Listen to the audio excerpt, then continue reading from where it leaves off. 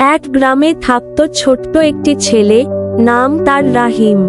সে ছিল খুবই সৎ এবং পরিশ্রমী।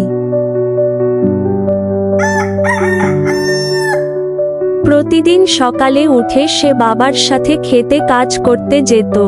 কিন্তু গ্রামের অন্য ছেলেরা পড়াশোনা না করে সারাদিন খেলা করত এবং রাহিমকে উপহাস করত। একদিন গ্রামের প্রধান ঘোষণা দিলেন, আগামী শুক্রবার গ্রামে একটি প্রতিযোগিতা হবে। যার কাজ সবচেয়ে সঠিক ও পরিশ্রমী হবে সে পাবে একটি পুরস্কার। ছেলেরা প্রতিযোগিতার প্রস্তুতি নিতে লাগলো, কিন্তু অনেকেই চিটিং করার পরিকল্পনা করল। শুধু রাহিম মন দিয়ে কাজ করে গেল, নিজের ওপর। কিন্তু যখন তিনি জানতে শেষে রাহিমের সৎ ও নিখুঁত কাজ দেখে তিনি ঘোষণা দিলেন, এই ছেলেটিই প্রকৃত বিজয়ী।